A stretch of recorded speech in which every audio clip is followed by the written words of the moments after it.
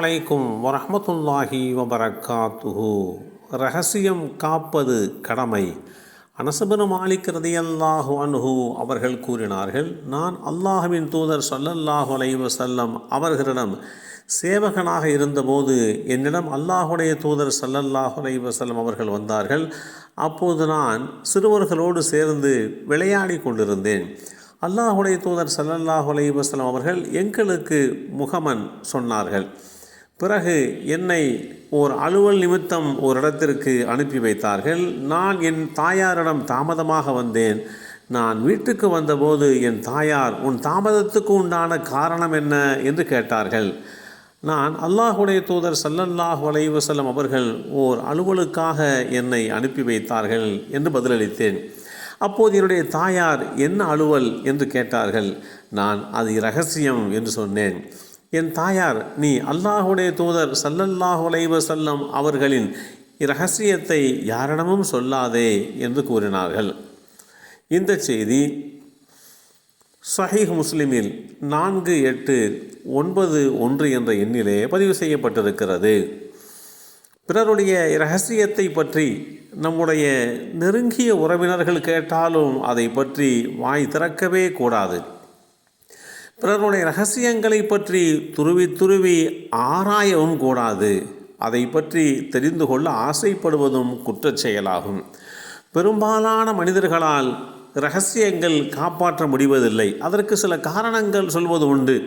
ஒருவருக்கு தெரியாத ஒன்று எனக்கு தெரியும் என்று மற்றவரிடத்திலே காண்பித்து கொள்ள நிலைக்கின்ற அந்த மனோபாவம் வருகின்ற போது இரகசியத்தை வெளிப்படுத்தி விடுவார்கள்.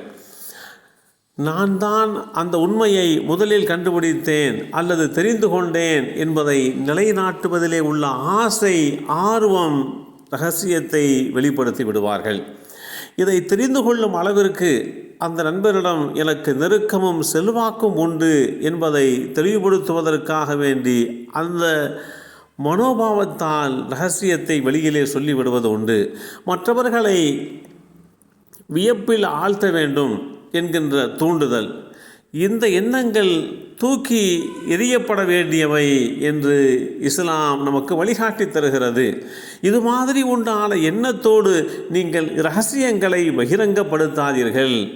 வேதமறை குர்ஆனிலே அல்லாஹ் குறிப்பிடுகிறான், நபியே, அல்லாஹுடைய தூதரே, அவர்களுடைய இரகசிய பேச்சுக்களில் பெரும்பாலானவற்றில் எந்த நன்மையும் இல்லை.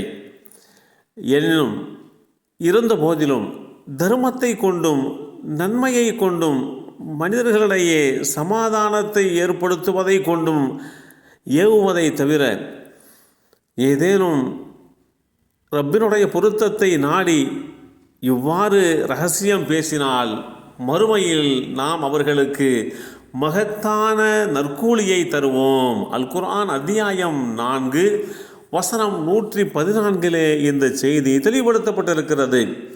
தர்மம், நற்செயல், சமாதானம் ஆகிய இம்மூன்று செயல்களுக்கும் இரகசிய ஆலோசனை. இரகசியம் என்பது எல்லா காரியங்களிலேயுமே இருக்கிறது. நன்மைக்குண்டான இரகசியம் என்றால் அதை வெளிப்படுத்தவே கூடாது. தீமைக்குண்டான இரகசியம் என்றால் அதை அவசியம் வெளிப்படுத்தியே ஆக வேண்டும். அந்த தீமையை தடுப்பதற்கு முயற்சிக்க வேண்டும். மக்களுக்கும் சமுதாயத்திற்கும் எதிராக சூழ்ச்சி செய்யப்படுகின்ற போது அந்நேரத்தில் இரகசியத்தை பாதுகாக்கிறேன் என்கின்ற எண்ணத்தோடு ஒரு சமுதாயம் அழிந்து போவதை வேடிக்கை பார்த்து கொண்டிருக்க இஸ்லாம் ஒருபோதும் அனுமதிக்கவில்லை. நாம் மிக தெளிவான முறையிலே விளங்கிக் கொள்வதற்கு நற்செயலுக்குரிய இரகசியங்களை மட்டுமே பாதுகாக்க வேண்டும். நற்செயல்களுக்குரிய இரகசியத்தில் இருவருக்கு எல்லாம் தெரியும், இவருக்கு எல்லாம் தெரியும், ஆனால் இவரிடம் எதையுமே தெரிந்து கொள்ள முடியாது என்று நம்மை பார்த்து மற்றவர்கள் பிரமிப்பாக சொல்வதை நாம் குறையாக எண்ணிவிடக்கூடாது.